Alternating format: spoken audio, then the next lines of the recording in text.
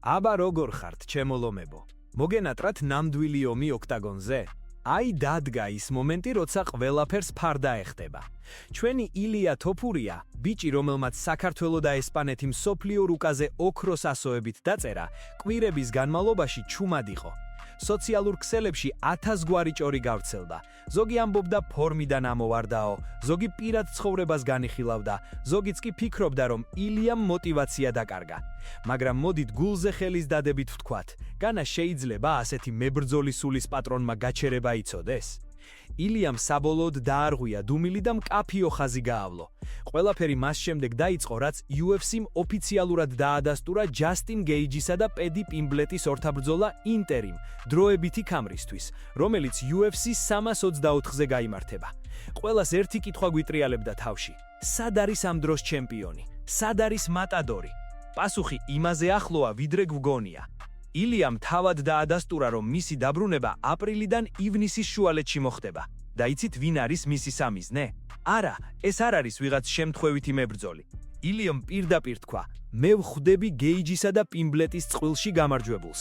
ეს ნიშნავს, რომ ილია არ ეძებს მარტივ გზებს. ის ელოდება საუკეთესოს, რათა კიდევ ერთხელ დაამტკიცოს, რომ 66 კილოგრამში და შესაძლოა ზემოთაც მისი ბადალი არავინაა. აქ კი ჩნდება რიტორიკული კითხვა: თქვენი აზრით, რა უფრო საინტერესო იქნება? ილიას ბრუტალური შეჯახება ადამიანურ ტრავმასთან, ანუ ჯასტინ გეიჯისთან, თუ ბრიტანული ჰაიპის მანქანის პედი პიმბლეტის გაჩუმება? პედის მთელი ინგლისი ზურგს უმაგრებს, მაგრამ ჩვენ ხომ ვიცით, როგორ მთავრდება ხოლმე ზედმეტი ლაპარაკი, როცა ილია ოქტაგონზე შედის. გაიხსენეთ გასული წლის ივნისი. ჩარლზ ოლივეირა, ლეგენდა, კაცი, რომელსაც ყველა პატივს სცემს. ილიამ ის ისე დაანაკაუტა, რომ ბევრს თვალების დახამხმარებაც არ ჰქონდა მოსწრებული.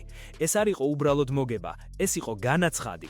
28 წლის ასაკში ილია უკვე იქცა ვარსკვლავად, რომლის ერთი დარყმაც მილიონებს ღირს. რა თქმა უნდა, იყო სირთულეებიც, პირადი ცხოვრება, გაყრა, რომელიც პრესამ აიტაცა. იცით, ჩვენთან საქართველოში ხომ გვიყვარს სხვისი ამბების გარჩევა. ბევრს ეგონა, რომ ეს მას გატეხდა. მაგრამ სპორტსმენის სიდიადე სწორედ იმაშია, როგორ დგება ის დარტყმის შემდეგ. ილიამ აირჩია ტაქტიკური პაუზა. მან დაელოდა მომენტს, როცა მისი დაბრუნება ყველაზე ხმაურიანი იქნებოდა. და ახლა კი დაფიქრდით, ილიამ უკვე აიღო 2025 წლის საუკეთესო ნოკაუტის ჯილდო. და იცით რა დაწერა? 2026 წლის საუკეთესო ნოკაუტის ჯილდოც ჩემი იქნებაო. ეს არის თავდაჯერებულობა, რომელიც მხოლოდ იმ ადამიანს აქვს, რომელიც ზუსტად იცის თავისი ფასი. ეს არ არის უბრალოდ ტრაბახი, ეს არის პირაწმეტყმეტლება. მეგობრებო, სანამ შემდეგ თაროზე გადავალთ, სადაც ილიასა და ისლამ მახაჩევის დაპირისპირებაზე გეტყვით ისეთ რამეს, რაც აქამდე არ გსმენიათ, დაწერეთ კომენტარებში თქვენი აზრით, გეიჯი უფრო გაუწევს წინააღმდეგობას ილიას თუ პიმბლეტი? და საერთოდ ხომ არ ფიქრობთ, რომ ილია ზედმეტად ბევრს რისკავს ასეთი ხანგრძლივი პაუზით? დაელოდეთ, წინ კიდე უფრო ცხელი ამბებია. ილიამ ისეთი რამ თქვა არმან სარუკიანზე, რომ მგონია ამ ორ შორის მტრობა უკვე პირადულში გადადის. ამაზე კი შემდეგ ნაწილში ვისაუბრებთ. არ გადართოთ, გარადგან ახლა იწყება ყველაზე საინტერესო. ახლა კი გადავიდეთ იმ ნაწილზე, რომელმაც სოციალური ქსელები ააფეთქა. იცით, ილია თოფურია მხოლოდ მუშტებით კი არა, ენითაც ისეთივე ბასრია, როგორც მატადორის დანა. როცა გგონია, რომ სიტუაცია დამშვიდდა, ის სწორედ მაშინ აგდებს ისეთ ბომს, რომ მთელი დაღესტნური და სომხური MMA-ის სამყარო ფეხზე დგება. ცოტა ხნის წინ გულშემატკივრებთან კითხვა-პასუხის დროს ილიას პირდაპირ ჰკითხეს ისლამ მახაჩევზე.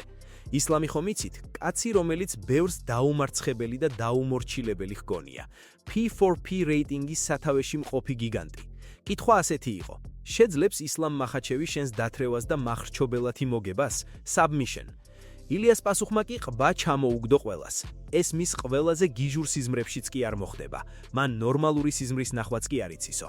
ხალხო, დაფიქრდით, რამხელა ამბიციაა ამაში. მახაჩევი არის ხაბიბ ნურმაგომედოვის მემკვიდრე.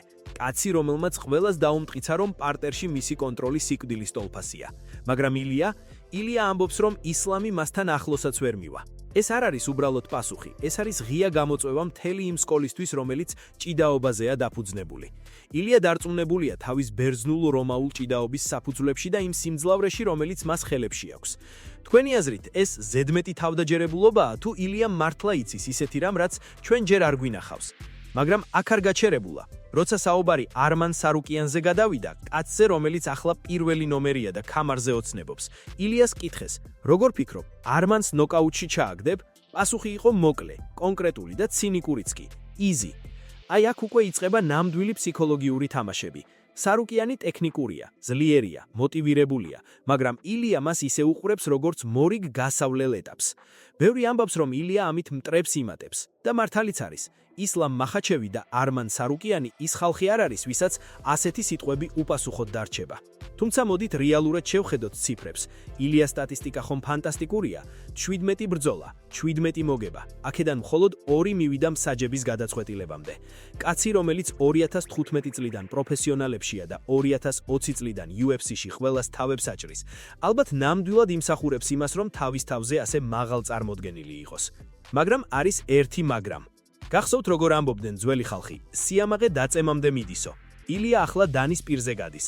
ერთის მხრივ ის ქმნის უზარმაზარ ინტერესს, მთელ მსოფლიოს უნდა ნახოს მისი და მახაჩევის ჩხუბი. მეორეს მხრივ ის საკუთარ თავზე იღებს უზარმაზარ წნევს. თუ მან აპრილში ან ივნისში გეიჯი პიმბლეტის გამარჯვებული ვერ გაანადგურა ისე როგორც ამას გვპირდება, მისი სიტყვები მის წინააღმდეგვე შემობრუნდება. ერთი რამ ცხადია, მატადორი არ აპირებს ჩრდილში ყოფნას. ის დაბრუნდა, რათა დაამტკიცოს, რომ 2026 წელიც მისი იქნება. ის არ უყურებს რეიტინგებს, ის თავად ქმნის რეიტინგს. როგორ ფიქრობთ, მეგობრებო, ნამდვილად ასე მარტივად დაანაკაუტებს სარუკიანს, როგორც ამბობს, თუ არმანის ჭიდაობა და გამძლეობა ილიასთვის გადაულახელები ბარიერი აღმოჩნდება. და საერთოდ, ისლამ მახაჩევთან ბრძოლა ამ ეტაპზე რეალურია, თუ ეს უბრალოდ ხმაურიანი პიარია. დაწერეთ თქვენი აზრი, რადგან მესამე ნაწილში ბოლო თაროსე.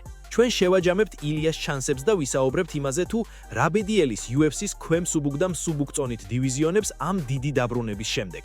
წინ კიდევ უფრო საინტერესო დეტალებია.